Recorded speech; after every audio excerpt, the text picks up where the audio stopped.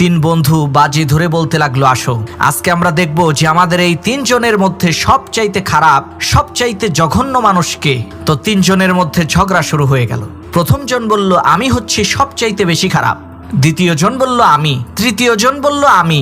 শেষ পর্যন্ত সিদ্ধান্ত হলো যে চাপা না মেরে প্রমাণ করে দেখাতে হবে। এরই মধ্যে একজন বৃদ্ধ মহিলা ছোট একটা ব্যাগের মধ্যে কিছু জিনিসপত্র নিয়ে একটা লাঠি ভর দিয়ে হেঁটে যাচ্ছে। সিদ্ধান্ত অনুযায়ী প্রথম বন্ধু যে ওই বৃদ্ধ মহিলার লাঠিটা তার হাত থেকে নিয়ে ফেলে দিল।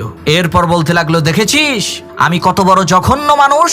প্রথম বন্ধুর কথা শুনে দ্বিতীয় বন্ধু বলল, আরে বেটা দেখ এখন আমি কি করি।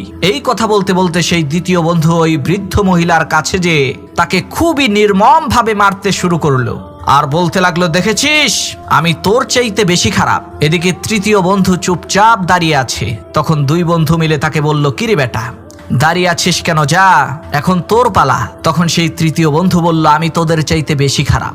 তার এই কথা শুনে দুই বন্ধু বলতে লাগলো, আরে বেটা তাহলে প্রমাণ করে দেখা, না হলে বিশ্বাস করব কিভাবে। তখন সেই 3 নম্বর বন্ধু বলতে লাগলো, আরে ভাই যে মহিলাকে তোরা এত নির্যাতন করলি ওই মহিলাটা আমার মা ছিল।